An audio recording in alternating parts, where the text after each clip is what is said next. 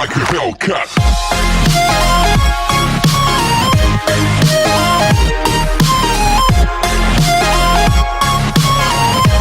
So one of these guys has to take the initiative and decide to go 2, 3, 4, 5 strikes in the combination instead of just that one.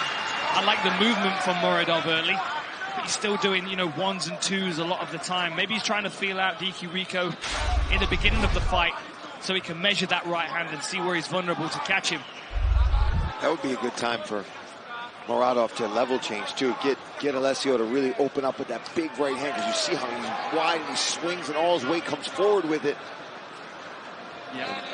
It'd be a good time to try to get underneath him and take him down. But both these guys right now just happy to swing bombs at each other. You can see Alessio winding up for that right hand, but he's not put much of a setup out there for it.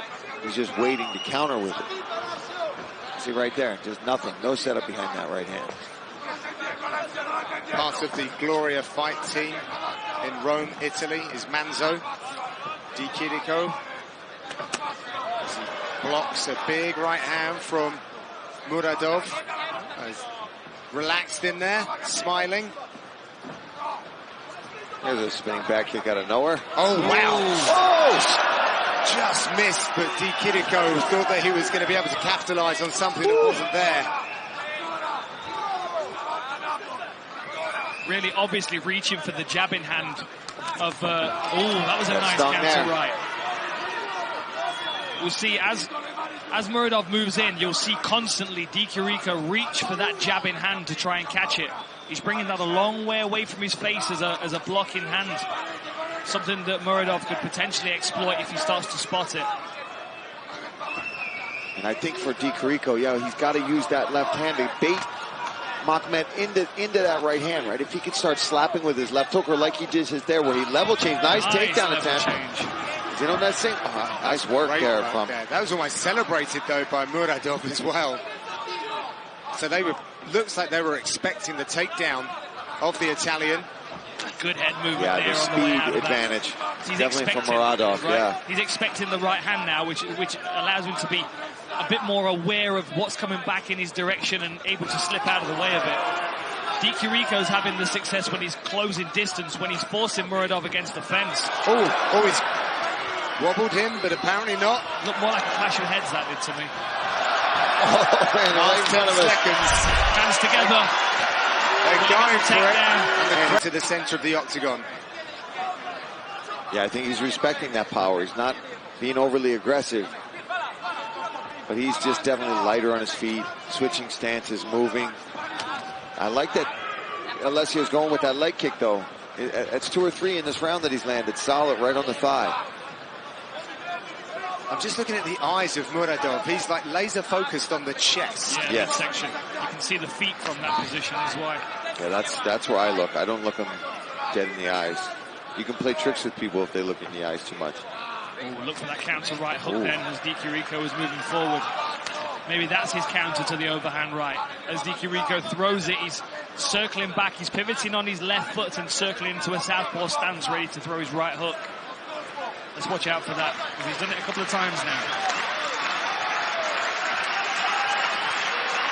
Much more mobile Murodov on the outside. Oh, man, little feint to that left hook. Caught him slipping.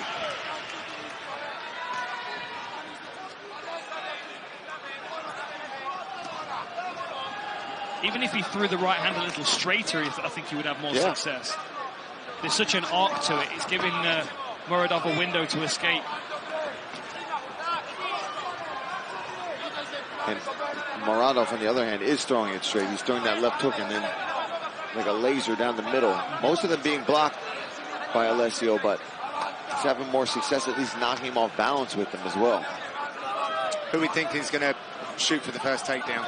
Oh, I think Murodov's going to level change in a minute. I wouldn't be surprised. He's got a good power double. He would drive somebody right across the octagon if he closes the distance. That cut's opened up a little further on Di Chirico's eyebrow. Looks like it's winding those shots up as well, Dan. Oh boy. But he's hitting a lot of air right now. Yeah. My coach would have said to me, you might as well have sent me a letter or a postcard that you were going to throw that shot. Now it would be a text message. Yeah. Too quick. Snapchat. We'll use pigeons back home. Still Nice England, right hand over the top there from the Uzbekistan fighter. Well, that right hand found its way around the guard. He could do with adding a left hook to it, but it seems to be the last punch he can throw, the fullest extent of his reach from where his feet are when he throws the punch. Oh, there we go. There's the left hook. Oh, mama. God. They are just in range, swaying just out.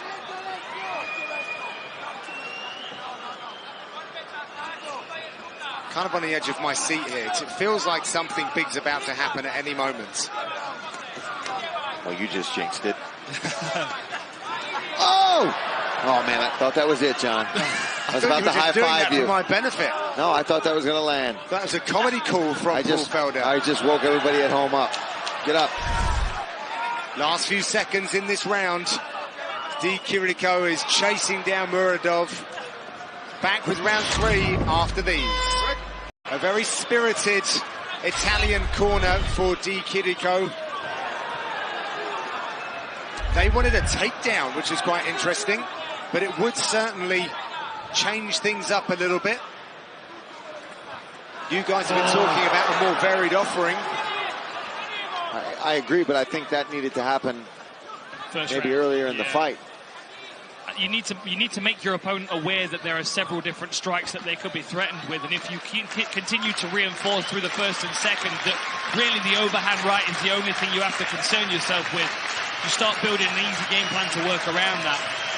The reason that mixed martial arts is so difficult is because there are so many options. So if you know you only have to deal with one major thing, it's quite a relief, really. I think they just put themselves back in position. I'm not sure exactly what happened. They certainly did. There. I think there was a couple knees where it looked like Alessio was complaining there was a groin strike, and the ref recognized one. They stopped for a second and then kind of just clinched back up. Yeah. Good feints from Murodov still. Oh, that left hook landed. And that's what I think Alessio needs here in this third round. I think he needs a stoppage. He's coming forward. He's going for it, that's for sure. He's launching himself into these shots. Nice little elbow there from Murodov. Oh, nice counter left there by Murodov. Now he's established his jab, I'd like to see him start using that left hook as his lead punch. Because D. Kiriko is... Oh, that was a good right hand. See, that's the other thing as well, is does D. Kiriko have the power to get the knockout with that one punch now? That was a really good retraction of the leg by Murodov.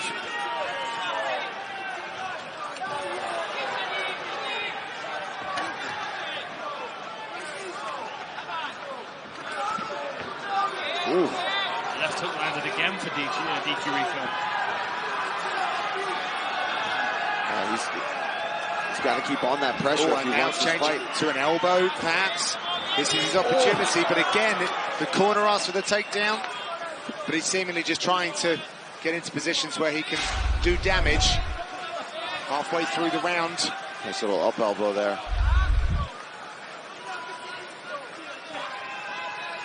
He's said in interviews that he's different to other UFC fighters. He's very complete, but he's really showing he's not really showing us a multi-dimensional game this evening. He's very strong, however. Good base. Met with like a brick wall there as Murodov tried for the takedown. Can't leave your chin high like that. Can't be caught stargazing against this guy.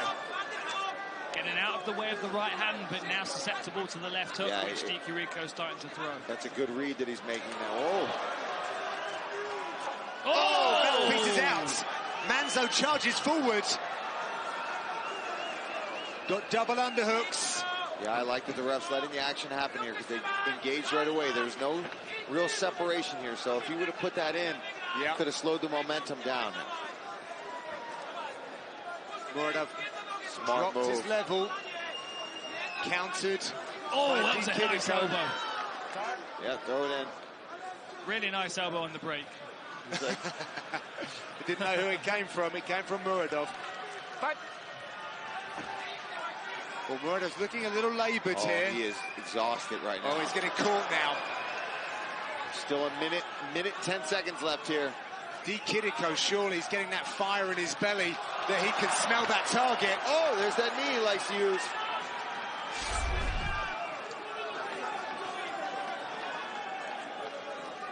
Much better strike count for Kidiko in this final round.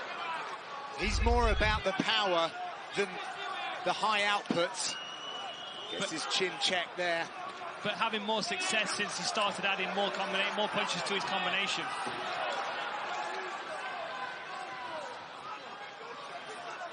These fighters both got to dig deep now for the last 30 seconds.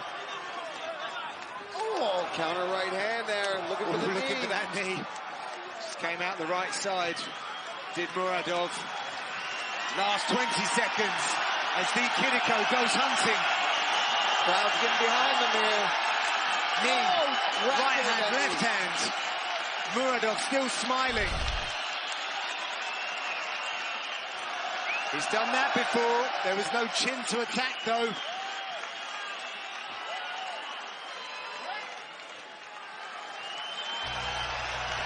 And apparently that is the end for that fight. We have to wait for the judge's decision.